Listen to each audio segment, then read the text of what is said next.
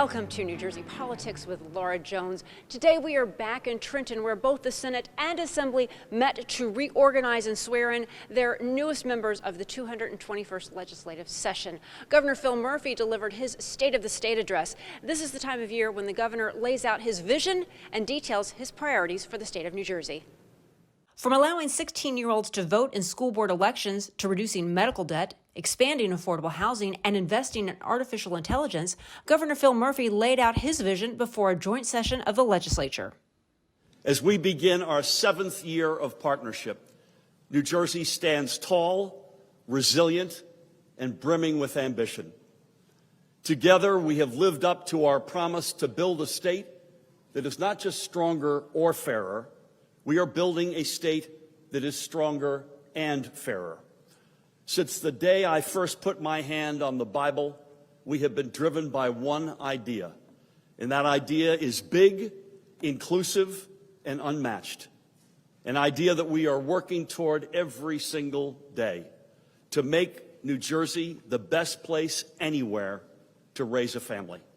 A state with greater affordability, lower taxes for working families, and the best possible quality of life.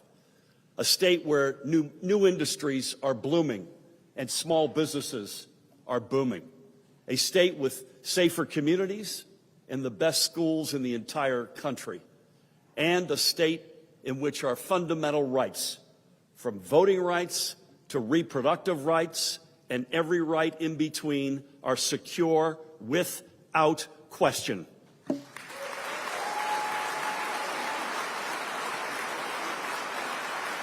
Now, we all know that these are not simple times, as many of our neighbors tell us.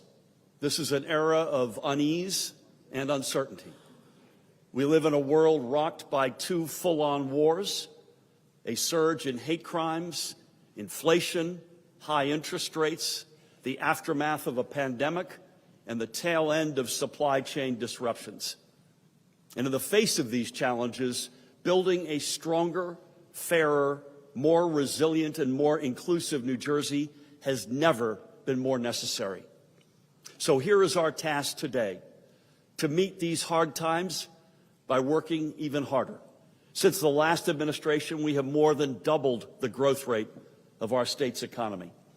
And at the same time, we've created nearly 200,000 jobs. Jobs that pay well, jobs that support a family. Jobs that give people the confidence that they can make their future right here in the Garden State. And that is how we make New Jersey the best place anywhere in America to raise a family. And as we look ahead, our job is to make sure that every family benefits from our economic momentum. That is why, since the start of our administration, we've enacted 20 separate new tax cuts for middle-class families and seniors. We created the most ambitious property tax relief program in our state's history, the Anchor program. For the 2nd year in a row, that program has put nearly $2 billion back into the pockets of more than 1.5 million seniors and middle-class families. What's that mean for each household? That means up to $1,750 of direct relief. And that means more money in the pockets of people and veterans like Eddie Freeman, who is with us today. Eddie?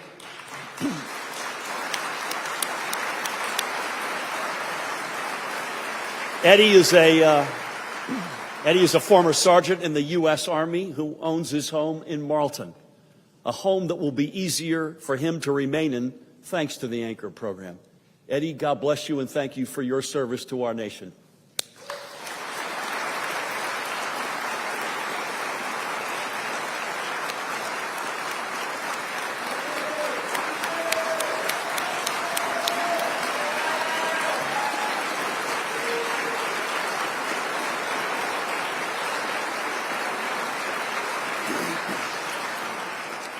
But we are not stopping there.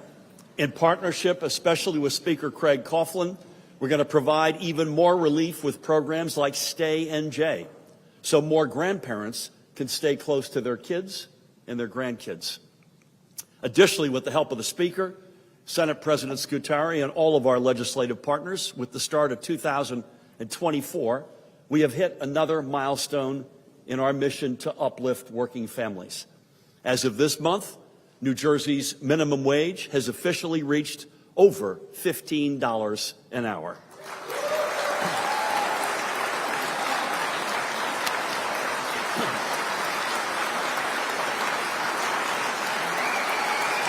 Yeah.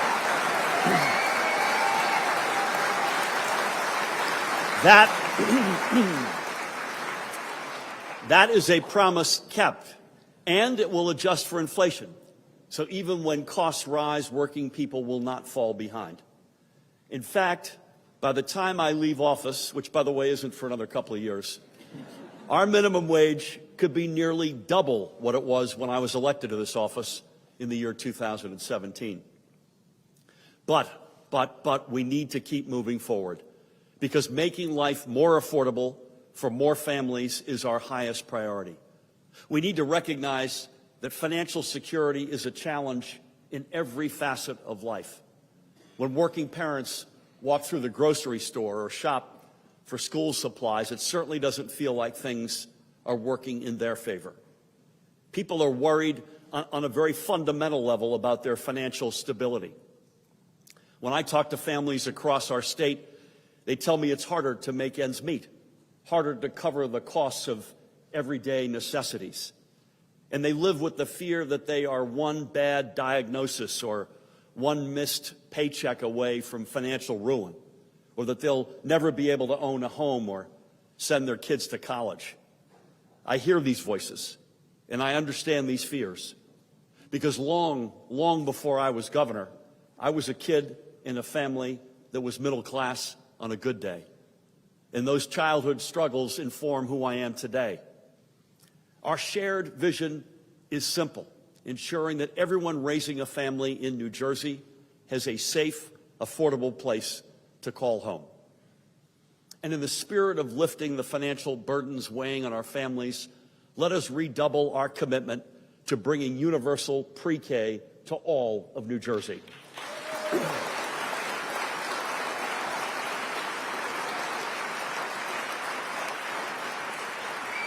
To ensure that every family, regardless of their economic status, can afford to send their child to a safe, enriching environment during the day.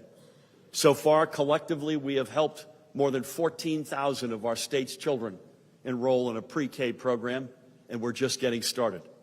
Because making New Jersey the best place to raise a family means ensuring every child has the support they need to reach their full potential, and every parent has the freedom to go to work, go to school, or take care of other family members. Once again, this is how you build a state that is stronger and fairer and more affordable, by preventing families from falling into a financial hole because they had a medical procedure, or by enrolling their kids in a pre-K program free of charge, or by helping our neighbors, particularly in communities of color and young families, generate long-term wealth, and by cutting taxes and raising wages and putting more money back into people's pockets. Each one of these instills confidence that you can not only live comfortably in New Jersey, but that you could not imagine living anywhere else. And to go even further, let us continue rebuilding the pathways to prosperity in the form of good-paying, family-supporting jobs. In New Jersey, we have always been the organized labor state. And more than anything, we are pro-union because we're pro-middle class. When workers are strong, middle-class families are strong, period. That's why during our time in office, as union jobs have declined on a national level, here in New Jersey, we've actually increased meaningfully our unionized workforce. Moreover,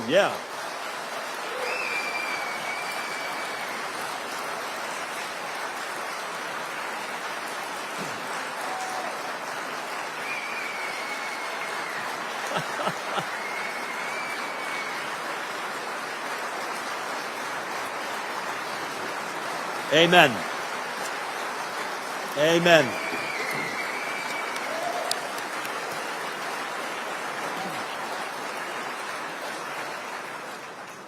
Moreover, we're also taking the lead in helping our workers to develop new skills so they can be more competitive in the labor market and ultimately earn higher wages. We have doubled the number of apprenticeship programs in New Jersey in fields like the life sciences, adult use cannabis, home health care, and renewable energy, to pick just a few fields. These programs are equipping our workers with the tools they need to outcompete anyone, and they're helping everyone, from displaced workers to recent graduates, find their ticket to a good-paying career. And perhaps most importantly, they are creating opportunities for veterans in our state like Eddie, who deserve every possible form of support and care that we can provide. God bless our veterans. Amen.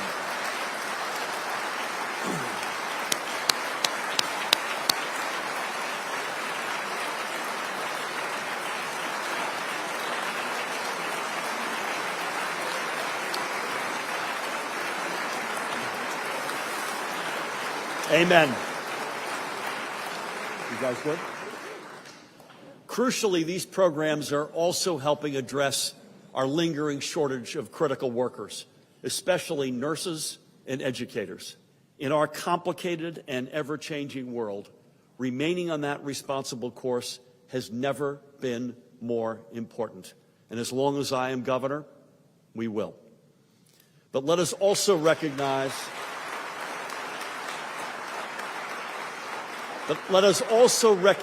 that responsible leadership is not only about economics.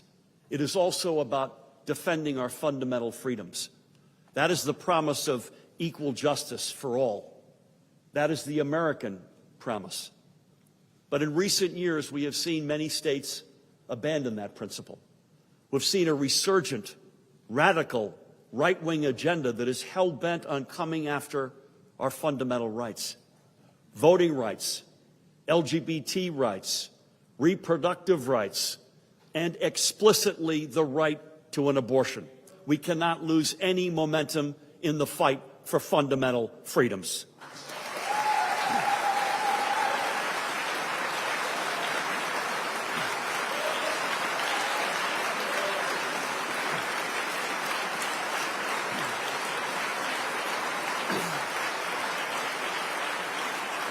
And defending freedom also means ensuring our children and families feel safe on our streets and that they can live free of the fear of gun violence. And on that front, we have made vital progress in New Jersey. And of course, as we invest in the future of our education system, we also need to make sure that once our kids receive their diploma, they have a world of opportunity right in front of them.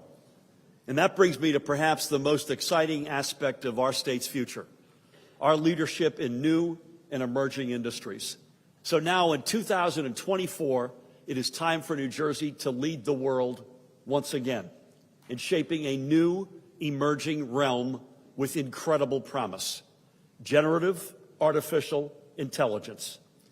Today, with AI, I believe we are at the dawn of a new era, much like we were 30 years ago with the internet.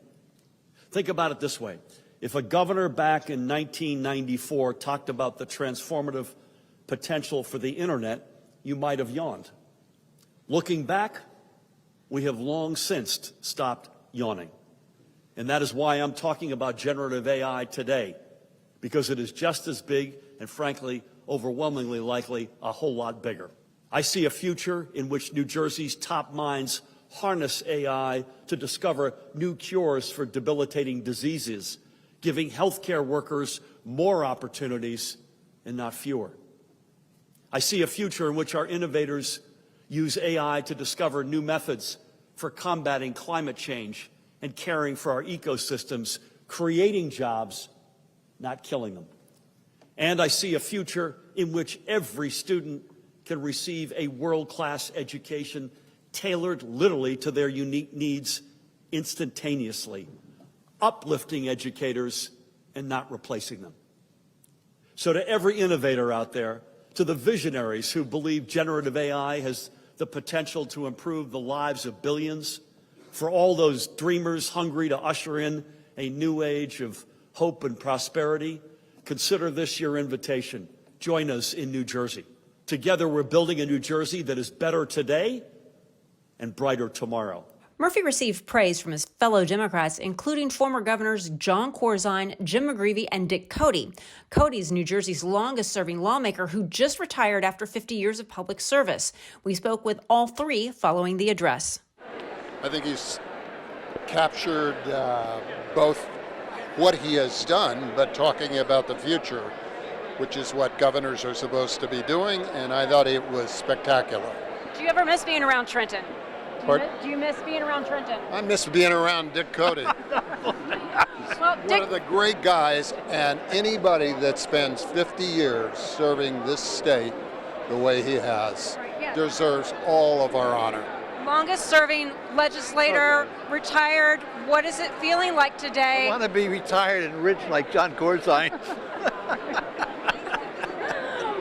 Did it have a different feel today? What I loved about it was AI. I mean, that could open the doors for New Jersey for a long, long time. It's the future of life. It is what it is. I thought that was spectacular. I thought the governor did well. It was particularly exciting about him setting forth an economic vision.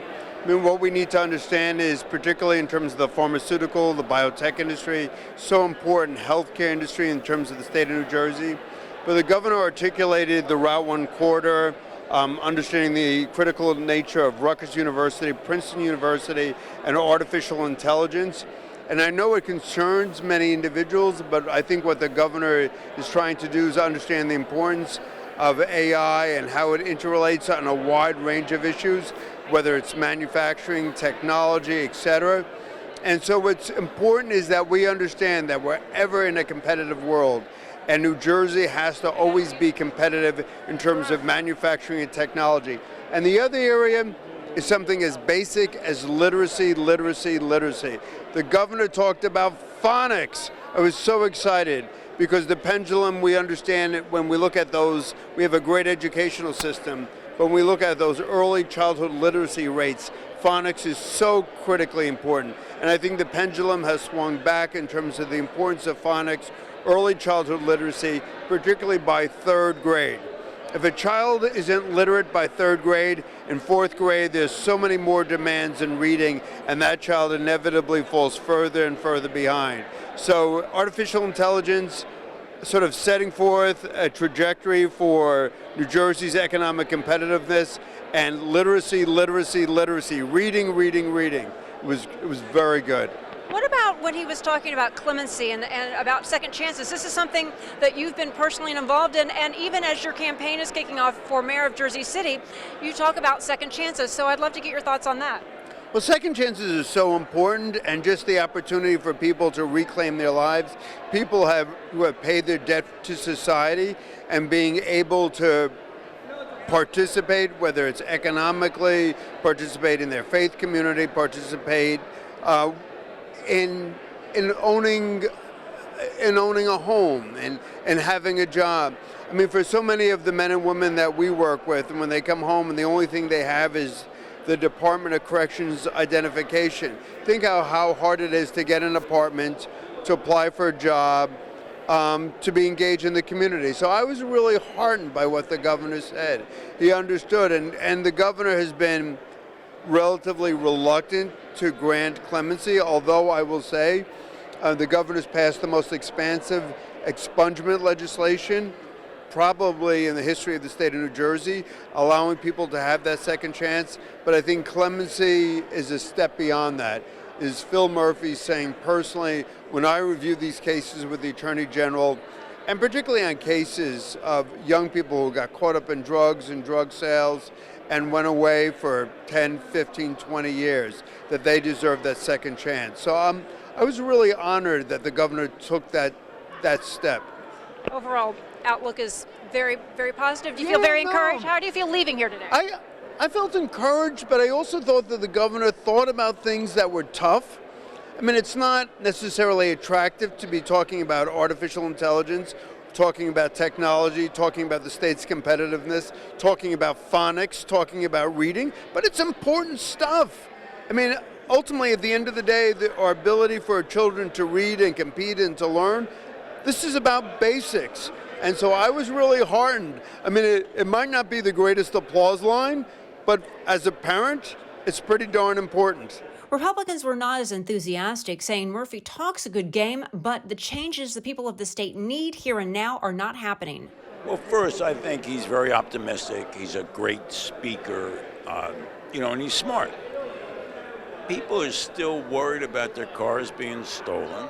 And I believe that we have to look at bail reform because people who steal cars know they're not going to jail. So crime, in my judgment, at least at that level, is bad, and people who I represent are concerned about it. And with spending, look, I believe in investing, but not in pet projects that they've spent hundreds of millions of dollars on. So bottom line, I agree with some of the things he said. Disagree with others. I happen to be a pro-choice Republican and protect a woman's right to choice. On the other hand, I don't believe you ignore the fact that people are still leaving the state. So you can't say people aren't leaving because we're the #1 exit state. We're the #1 state where we're not business friendly. That doesn't mean that I don't like the man, Phil Murphy. I do, and he's hard not to like.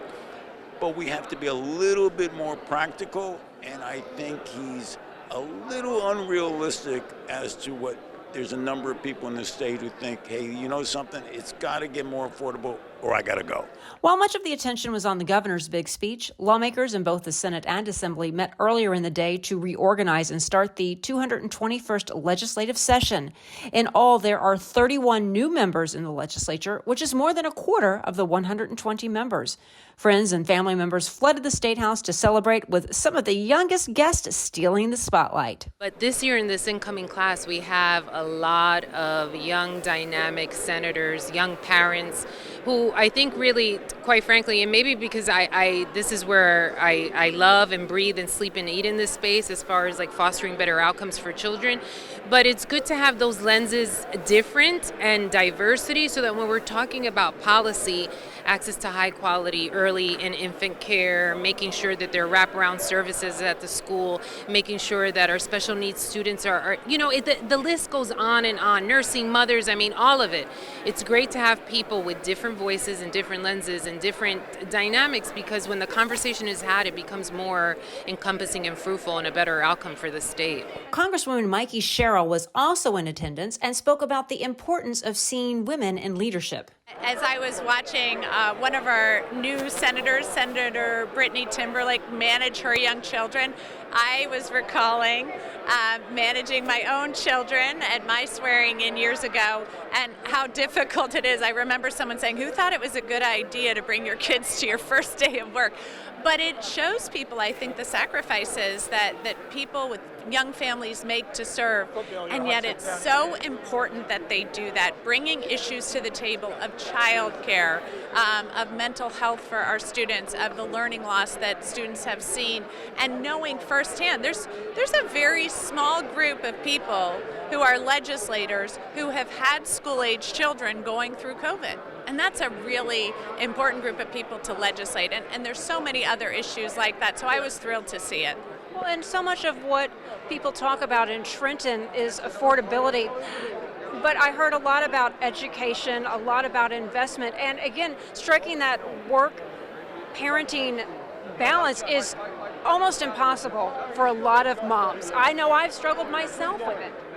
You know, I get asked so many times, oh, Congressman, how do you find that work-life balance? And I always say, when you figure it out, please let me know. It is a struggle for so many working moms and working parents. And that's why making sure that we fuel our robust economy, and we know that job opportunities here, I mean, one of the biggest things I hear about from employers is that they don't have enough people to employ. So that says to me, we need to make sure we have quality and affordable childcare so our parents can get back to work, and we need to make sure that all of our kids have a fantastic education, because that's going to fuel our high-end workforce. And I think what Senator Ruiz said was so important. We are known for having the best education system in the nation. She said we also need to be known for closing that achievement gap, because it is still it is still, your education depends on your zip code here in New Jersey in too many cases. So making sure that we're addressing those areas of our state where kids aren't having access to the education that they deserve is so critically important. In your remarks, you were talking about some of the perennial needs of the state, whether it is the cost of living, transportation, women's rights. So can you just talk a little bit about your legislative priorities going into this 221st legislative session? Well, we're going to continue to address those things. We addressed them last year. We're going to continue to address them. I think transportation is something we're going to have to deal with. The Transportation Trust Fund, perhaps New Jersey Transit. Women's right to choose is something that's always high on my priority list to make sure that that's stable in New Jersey. And right now it's only a legislative enactment. A busy day in Trenton, and they'll be back in a few weeks for the budget address. That's when the governor will explain how he plans on paying for some of the programs he talked about and how tax dollars are spent. And that will do it for today. Thank you so much for watching New Jersey Politics, this special edition here at the State House in Trenton. I'm Laura Jones. We look forward to seeing you back here next time.